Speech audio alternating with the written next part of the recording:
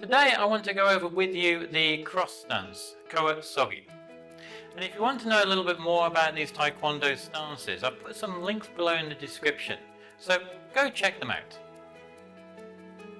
With the cross stance, it can be used within the Taekwondo Poomsae Patterns, but it's also another good stance to have because it can also be used dependent upon the actual technique that you are doing at the time.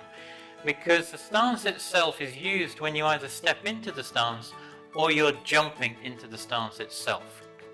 Now, let's go and actually learn the actual stance itself. So to start with the actual cross stance, you utilize a cross stance when you're either stepping into something or jumping into something. For example, if you're stepping in, you're stepping forward with one foot and you're following through with the other foot. Within also some of the Taekwondo patterns, you can actually jump into it as one pattern where you kick and then you jump into the actual move itself. So later on we're going to go into how we get comfortable with actually stepping and jumping into the moves.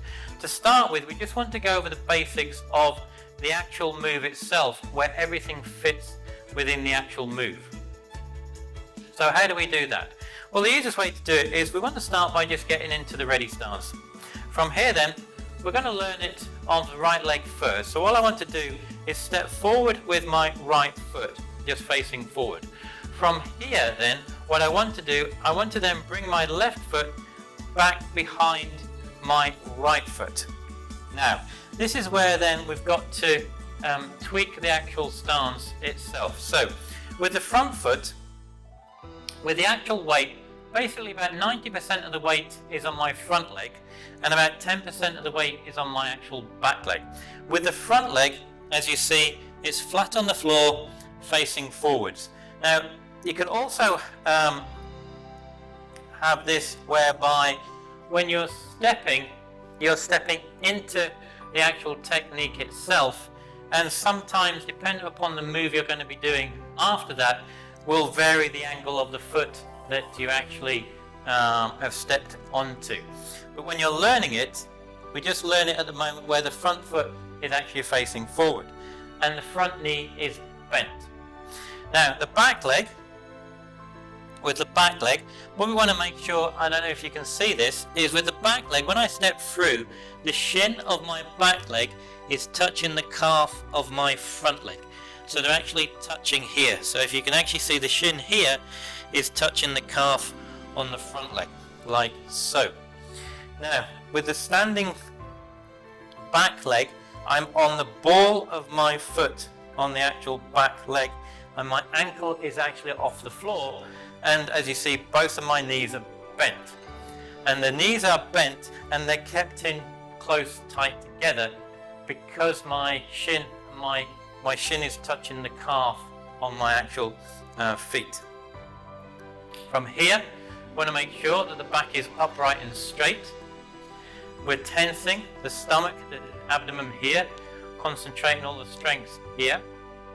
At the same time, as I said, the back is straight, it's not forward, it's not backwards, it's straight up, and we're looking in the direction that we've actually just stepped into. And your hands, depends upon your hands what the technique is. If it's in a Poomsae, your hands could be at the side or in the middle. So they are wherever they are within that technique. If you're doing this not within a technique, then you want to make sure your hands are up, they're in the center, they're protecting yourself, and they also help with the actual balance itself. So that is the position you want to end up in for the actual cross stance.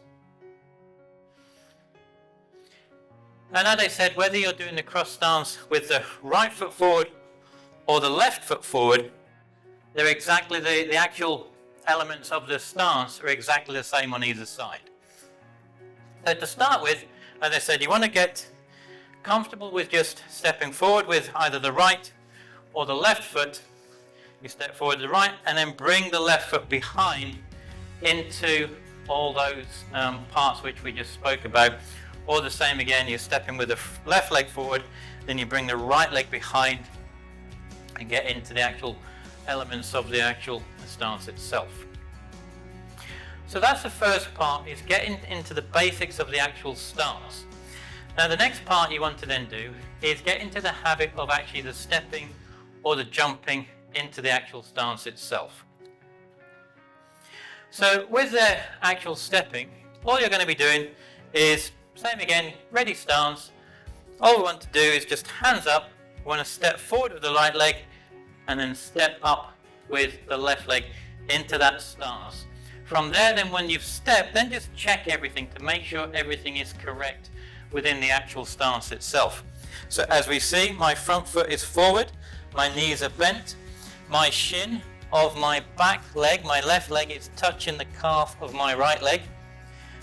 My back leg is on the ball of the feet, my ankle is off the floor, my knees are bent and are close together. My back is straight, hands up, looking in the direction that we're going.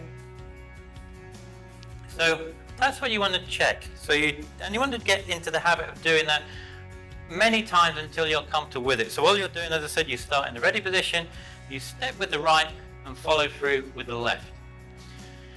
And then same again on the other side, you can step with the left, follow through with the right. So as I said, each time you do it, get comfortable, pause for a minute, check the actual stance to make sure you're doing it correctly. And you just then keep doing that many times until you're then comfortable with it. Now, the next part is then when you want to do the actual jump. So within one of the patterns, the easiest way to do it is get into the ready stance for kicking. Because all we're going to do from there, then we're going to come forward, we kick with the front leg, so our momentum is going forwards, and then we're going to jump. We're going to jump the distance of one step. So from here, I kick, I'm going to jump the distance of one step, and then land on my right foot, and then follow through with my left foot into the actual stance itself. And then again, then check to make sure all the elements of the stance are correct. So one more time, we get into the ready stance, kick, bring the foot back, and then jump.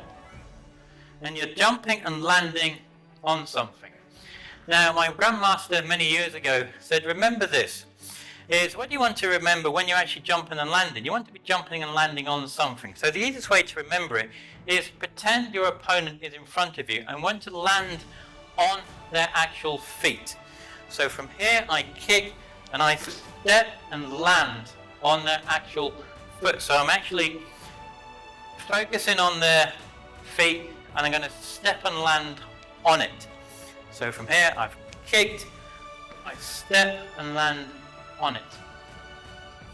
But that's another thing to bear in mind when you're doing this, is always focus on something when you're actually doing it, which will help you remember when you come to actually practice it within the actual patterns themselves.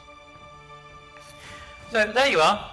That just gives you an idea of the actual cross stance, Kkoa Seogi, which I hope will help you when you're practicing and learning it. Below, somewhere in this bottom left or top corner, is the next video on stances for you to go and learn and practice. So why not go check it out? And as always, until the next time, Gam Sa Hae Ni.